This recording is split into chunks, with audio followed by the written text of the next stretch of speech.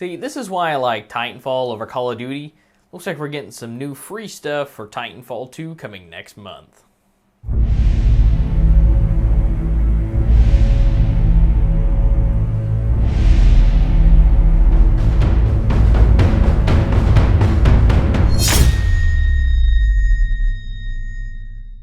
Hey everyone, welcome to this week's episode of Update to Date. I'm going to be your host, Andrew, and we're going to be talking about a few articles I found interesting over this past week. So the first article we're going to be talking about this week is going to be a new update that's coming next month to Titanfall 2. So at this point, everybody knows that Titanfall 2 is the predecessor to Titanfall 1, which is being created by the Respawn developers that used to be known as Infinity Ward, that used to work for Activision, that made Call of Duty Modern Warfare and Modern Warfare 2, some of the best fan favorites of Call of Duty. Well, they're coming out with a new update to Titanfall 2, which is going to be releasing a new game mode and some new weapons and some new actions going to be coming to the game for free. Now, the game mode is going to be called Live Fire. So basically, where 6 people versus 6 people go onto a match, and there's a neutral flag that you have to keep. Not only with that neutral flag, you only get one actual life that you get to use, and then once you die, you die. And so either the round's going to end based upon player death, or by time running out because you only get 60 seconds on the actual game. Now, to determine who wins, it's based upon who's in the flag, if somebody has control over that, or if there's more people who are still alive on the opposite team, to determine who wins. Now, there's going to be 2 maps that's going to be coming along with it. There's going to be Stack and Meadow. There's going to be 2 maps specific to the actual live fire mode. These 2 will be releasing along with the actual game mode when the update comes out, and there's going to be other maps going to be coming along with it, but these are going to be the first 2 that are going to be coming with the actual update. There's also going to be a number of new pilot animations, faction commands, intros into the matches, considering it's a new game mode, and improved user interface options in the multiplayer menu for the playlist, considering that it looks like it's getting a little crowded, so they might have to actually, things they may have to update something, because it needs to be a little bit cleaner because the more game modes they're going to be adding. And it's kind of in a grid formation now. If you haven't played it, there'll be a screenshot here on camera. And the menu itself is a little crowded. You've got little text blocks and everything to where you can just scroll to another page, so I think it just needs to be a little bit more refreshed on the menu. Now, to me, I played Search and Destroy a hell of a lot when it came to Call of Duty Modern Warfare 2, and so I like this whole one life thing when it comes back, because it really shows that you have to really be patient or really, really edgy and go really, really fast to be able to get to the other side and surprise the team. Now, some people don't like the one life system because they die too quickly, and yes, sometimes you will die too quickly, but I think it's going to be a nice new thing to add to Titanfall 2. You have your team deathmatch, you have your last Titan standing, so I mean, that's still one life, but that's also in your Titan, and then if you eject, you can still live. So this just gives you this basically last Titan standing, just minus the Titans, and there's an actual mutual goal that you have to meet to. But I think it's going to be great. I can't wait for it to come out next month. Hopefully you guys can't wait either, and I'll keep you guys posted if there's anything new coming out for that update. Now, the second article for you guys this week is going to be about something new coming out of Nintendo for another accessory for the console.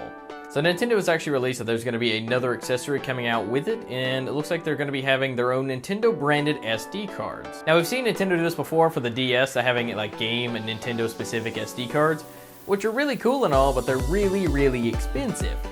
And it looks like this time these SD cards are going to be running higher, more performing games, so they got to be a little bit more higher quality than what they had on the DS. Now, the biggest problem for that is most average higher end SD cards that you can get by at Walmart, Target, Amazon, and you can get run you about $20 for a 32 gig maybe, if you're just not needing anything super, super powerful. It looks like Nintendo's going to be launching their 32 gig branded SD cards at about $70 for only 32 gigs. Now, the console itself is only going to have also 32 gigs on it, and at this point, even with the Xbox and the PlayStation, everybody's been talking about how it's not even big enough with a 500 gig hard drive.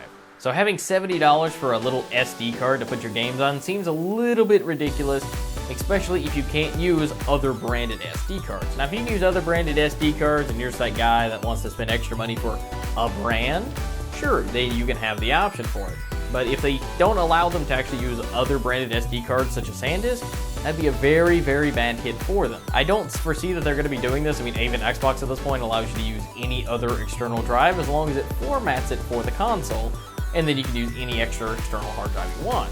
I'm hoping Nintendo will actually get the point and not price their SD cards at $70, because, I mean, at this point, with Amazon being $20 or even cheaper for a 32 gig SD card that's a high performance, at least grade 10, on Amazon, Nintendo might actually be hit even harder if they don't allow the compatibility.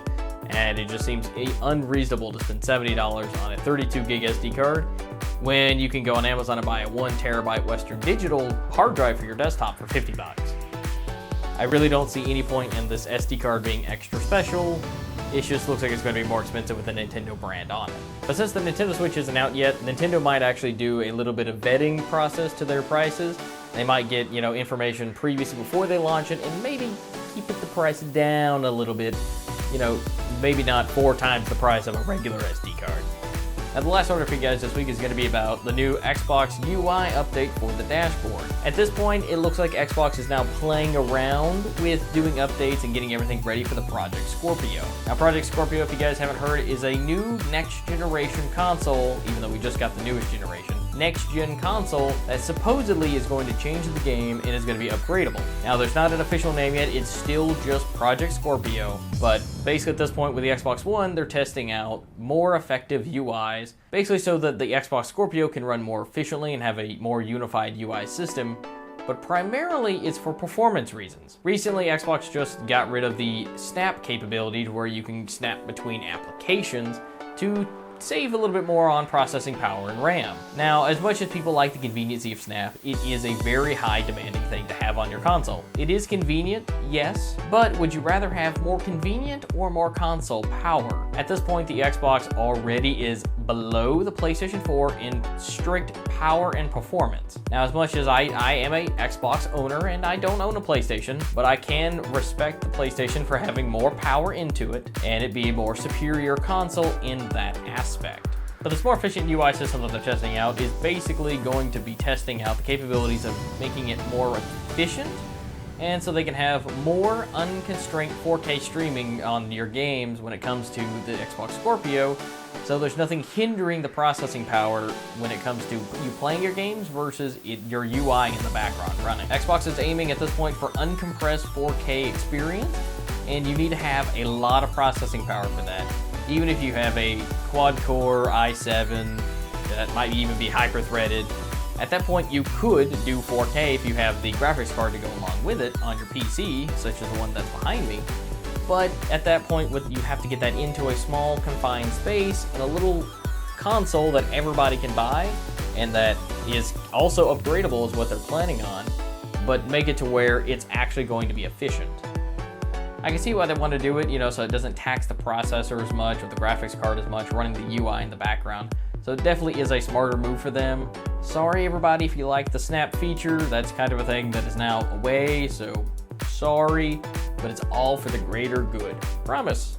Thank you guys for watching this week's episode of Update to Date. If you guys have any questions for me or need to know any information about the articles I talked about in this video, feel free to leave a comment down below or check out the articles, which will be in the description. If you guys like this video, don't forget to hit that like button and subscribe. And if you want to follow any more information about me or the group channel, which is d.e.n Studios, you can head over to d.e.nstudios.net, in which there'll be also a link in the description below. Go there and check out all of our content all in one place. You can find some of my personal channel content and all the other videos we have to offer all in one place. And don't forget to follow on that Facebook and Twitter. But until next time, guys, I will see you in the next one.